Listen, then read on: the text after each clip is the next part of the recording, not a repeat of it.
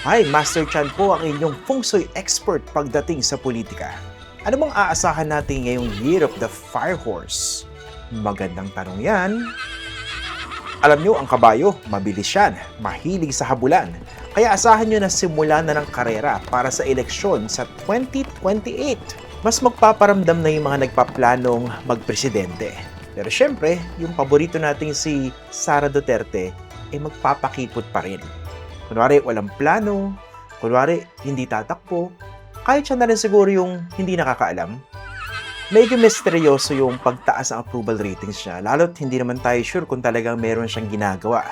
Pero alam nyo, hindi na rin po surprising dahil napakaraming Pilipino po yung prone sa budol. Now, speaking of budol, asahan pa rin po natin na marami pa rin po mga Pilipino ang mamamangha o maiengganyo sa mga politikong katulad ng mga Duterte. Yung tipong kahit garapala na talagang ginagawa nila, nandun pa rin yung mga panatiko nila. Yung mga nagtatanong nga po sa akin, no? Meron po bang pangontra sa ganong klaseng gayuma? Meron naman, kaso kailangan po na matinding effort at saka po dasal. Hindi po kasi madaling mabago ang pag-iisip ng mga tao, lalo na po yung mga malakulto na kung mag-isip.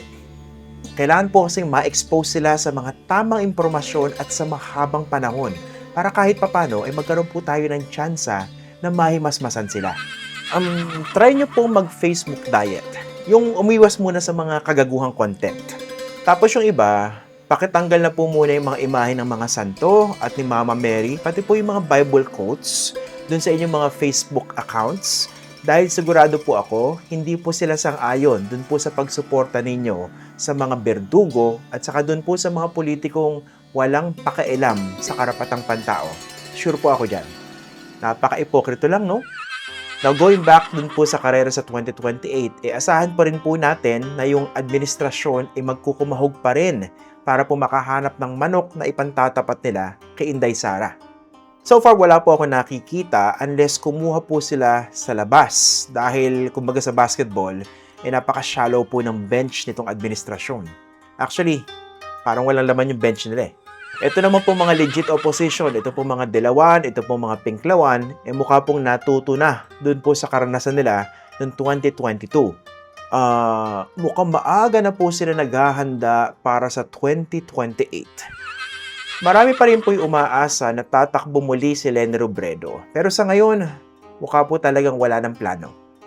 Pwede rin naman po mag-step up ang isang Risa Ontiveros o Bam Aquino, pero depende po yan sa numero. Actually, meron ako isang naiisip. Araw-araw siyang nasa media.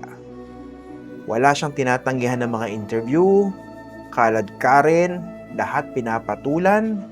Mahilig po siya sa baril, mahilig po siya sa DVD, at mahilig po siya sa mansanas. Imagine niyo kung tatakbo po yun. Diba? Tapos sasali po siya sa presidential debates. Aba, ang saya nun. Kaso wag na po kayong umasa na sisipot po sa mga debate itong si Inday Sara sa 2028. Tulad ng 2022, pinakita nila ng dati niyang ka-unit team na pwede naman palang umiwas sa mga debate. Total, ang iniisip nila, pananalo na naman kami. Speaking of the former unit team, alam niyo po, this is a defining year for President Ferdinand Bongbong Marcos Jr.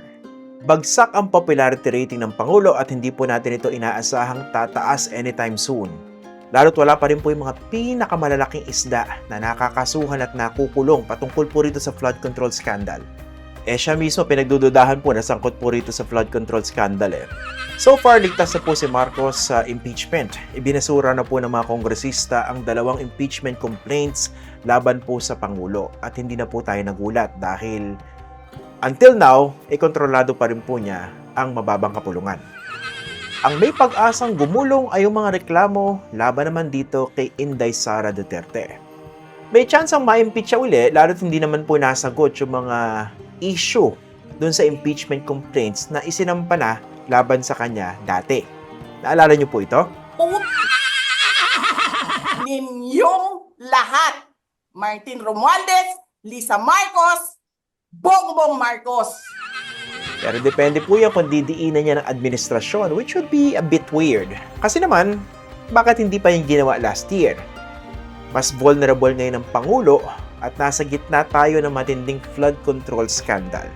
O kaya tingnan niyo po itong script ng mga DDS.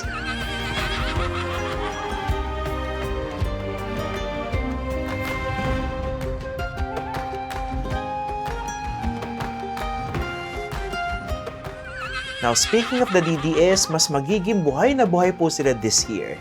Lalo kay paaresto na rin po ng ICC sina Senator Bongo at si Bato de la Rosa na matagal na po nagtatago.